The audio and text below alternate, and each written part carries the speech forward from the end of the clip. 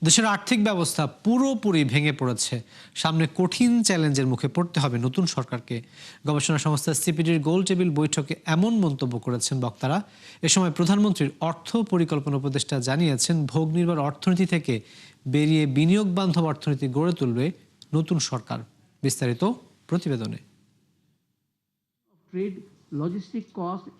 অর্থনৈতিক, সামাজিক ও রাজনৈতিক নানা চ্যালেঞ্জ নিয়ে ক্ষমতায় এসেছে বর্তমান সরকার।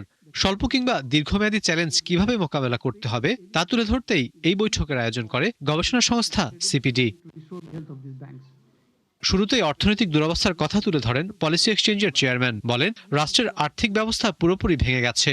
ব্যাংক থেকে সরকারের মাত্রাতিরিক্ত ঋণে দুর্বল হয়ে পড়েছে পুরো খাত। তাই আগামীতে খেলাপি ঋণ নিয়ন্ত্রণী সরকারের অন্যতম চ্যালেঞ্জ হয়ে দাঁড়াবে। এ সময় ডেইলি স্টার সম্পাদক বলেন, আমলাতন্ত্রকে সঠিকভাবে পরিচালনা করতে বাধার মুখে পড়বে সরকার। ফিসক্যাল ডিসিপ্লিন বা রাষ্ট্রের আর্থিক ব্যবস্থাপনা একেবারেই ভেঙে পড়েছে। এর আগে আমরা দেখেছি যে ব্যাংকিং খাতের যে আসল চেহারাটা সেটা কিন্তু দেখা যায়নি, এবং যার কারণেই যখন কিউআর করা শুরু হলো, স্বাস্থ্যটা আর কেমন দুর্বল সেটা প্রকাশিত হয়েছে। ব্যুরোক্রেসিকে হ্যান্ডেল করা এই নতুন সরকারের একটা বিরাট একটা চ্যালেঞ্জ হবে।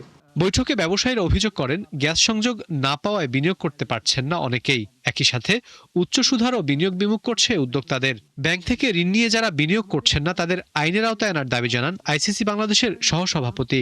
যারা টাকা নিয়ে ব্যবসায় বিনিয়োগ করে নাই তাদের বিরুদ্ধে সরকারকে কঠোর হস্তে তাদের বিরুদ্ধে ব্যবস্থা নিতে হবে, না হলে কিন্তু ইকোনমি এই জায়গায় আর ভালো জায়গায় আসবে না। আজকে পলিসি দিলেন, বেসড অন দিস পলিসি একটা ইন্ডাস্ট্রি হলো, very next year policy change হয়ে গেল।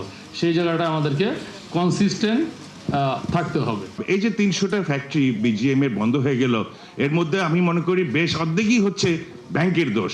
এ সময় ভোগ নির্ভর অর্থনীতি থেকে বেরিয়ে বিনিয়োগ বান্ধব অর্থনীতি গড়ে তোলার আশ্বাস দেন প্রধানমন্ত্রীর অর্থ পরিকল্পনা বিষয়ক উপদেষ্টা। জানান, বিশেষ নজর দেওয়া হবে পুঁজিবাজারেও। বৈষম্যহীন আর্থসামাজিক উন্নয়ন এবং টেকসই রাষ্ট্রীয় সক্ষমতা বাড়ানো যায়। নিয়োগ, উৎপাদন, কর্মসংস্থান, কর।